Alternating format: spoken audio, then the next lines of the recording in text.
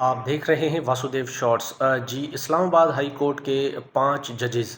انہوں نے supreme court of Pakistan میں ایک پٹیشن دائر کی ہے۔ اس میں انہوں نے منیر صاحب مشہور اور معروف وکیل ہیں، ان کو ہائر کیا، اور بیرسٹر صلاح الدین صاحب کو۔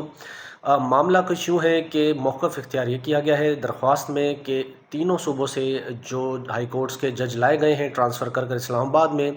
ایک تو ان کو لانے کے بعد سینیورٹی کی جو لسٹ ہے اس کو تبدیل کیا گیا، اور پھر ریپرزنٹیشن جو تھی اس کو بھی مسترد کیا گیا۔ عامر فاروق صاحب جو سابقہ چیف جسٹس تھے اسلام آباد ہائی کورٹ کے، انہوں نے جاتے جاتے یہ کام کیا،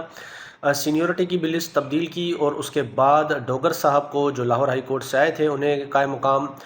چیف جسٹس اسلام آباد ہائی کورٹ لگا دیا گیا ہے۔ تو 5 ججز کی جانب سے استدعا سپریم کورٹ سے یہ کی گئی ہے، ایک تو ان کی جو سینیورٹی کا معاملہ ہے اس کو بھی دیکھیں، کیونکہ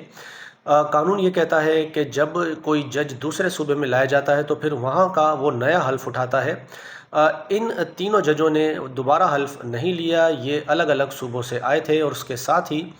معاملہ یہ ہے کہ تینوں ججوں کو جوڈیشل ورک کرنے سے بھی روکنے کے بھی احکامات جاری کرنے کی استدعا کی ہے، اور اس کے علاوہ جو نوٹیفیکیشن کیا ہے ان کے چیف جسٹس کا، ایک تو اس کو بھی ختم کیا جائے، سپریم کورٹ سے استدعا کی گئی ہے۔ اور اس کے ساتھ ہی جو پروموشن بورڈ ہوتا ہے، پروموشن کرتا ہے، اس میں بھی ان جج صاحبان کا نام ہے کمیٹی میں، تو وہ کمیٹی کو بھی ختم کرنے کی استدعا کی ہے اس درخواست میں۔